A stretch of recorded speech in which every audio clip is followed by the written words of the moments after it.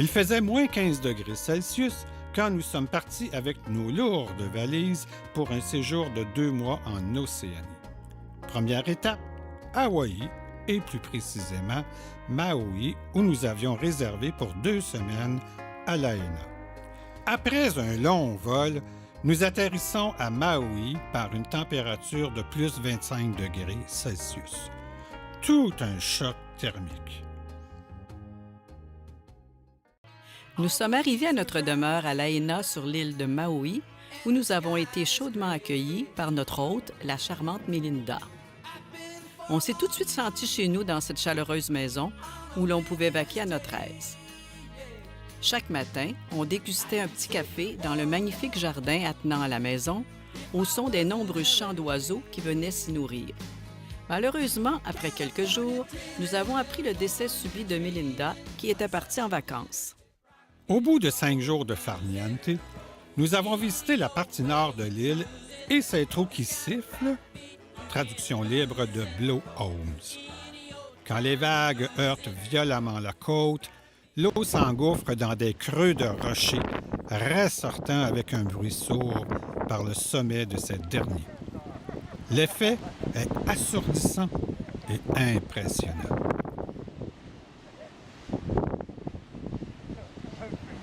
À d'autres endroits, l'eau s'étend sur de grandes tables rocheuses, donnant l'impression qu'il y a une piscine à cet endroit.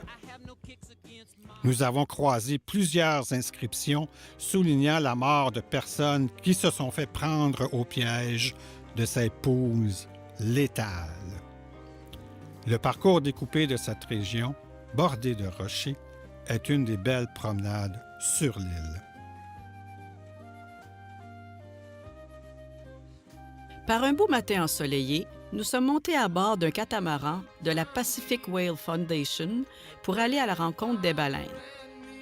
Du large, on pouvait admirer le panorama des côtes de l'île de Maui en se faisant bercer par les flots bleus.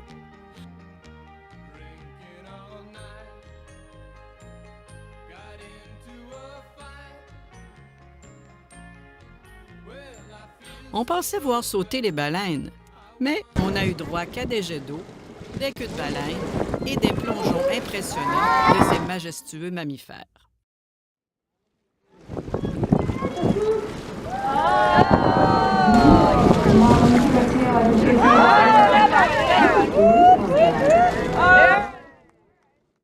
Écoutez leur chant mélodieux.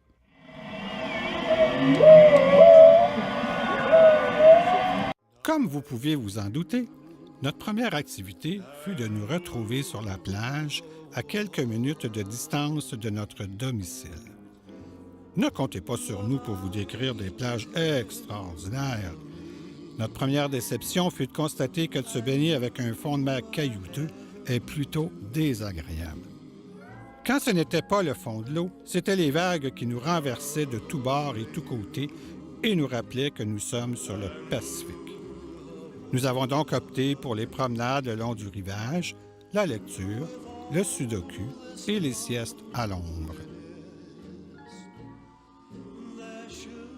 Lahaina est une petite ville pittoresque et accueillante dont la rue principale est bordée de divers commerces et restaurants typiques. Nous promener tranquillement le long de cette artère a constitué une activité importante de notre séjour. Au centre de la ville, nous nous sommes photographiés sous cet arbre aux branches immenses, le banyan. Par une journée ensoleillée, nous avons entrepris l'ascension du plus haut sommet de l'île, le volcan Haleakala, qui culmine à plus de 3000 mètres. Si plusieurs intrépides enfourchent leur vélo, nous avons préféré nos sièges d'auto à une selle de bicyclette. Nous nous attendions peu à la baisse importante de température entre le sommet et la base et nous aurions profité de vêtements plus chauds.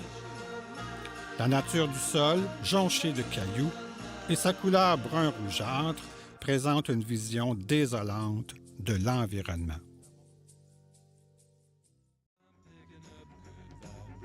Nous voici rendus à l'extrémité sud de l'île, où nous pouvons apercevoir des étendues de sable et de roches noires qui ont servi de champ d'essai pour les bombes lors de la Deuxième Guerre mondiale.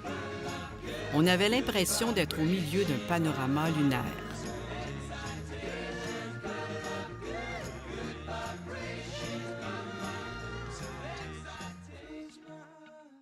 À Paia, au nord de l'île, on a rencontré notre seule tortue du voyage. Elle sommeillait tranquillement sur la plage en se faisant chauffer la carapace. Depuis combien de temps était-elle là? On n'en sait rien. Après près de 2 semaines à Maui, nous sommes repartis pour Honolulu et sa célèbre plage de Waikiki, où abondent constructions en hauteur et vacanciers de toutes sortes.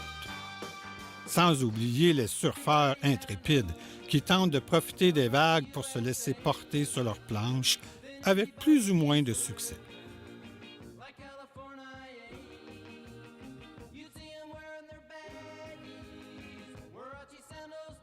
Nous vous laissons écouter un peu le spectacle folklorique local auquel nous avons assisté.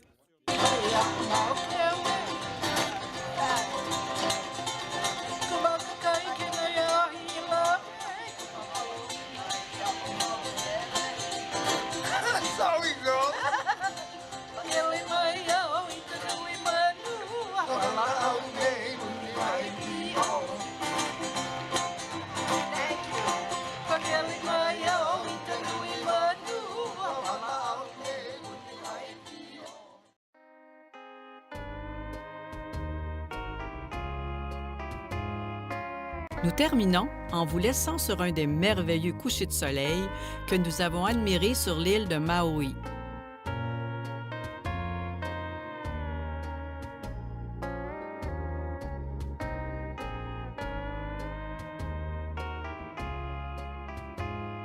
Aloha!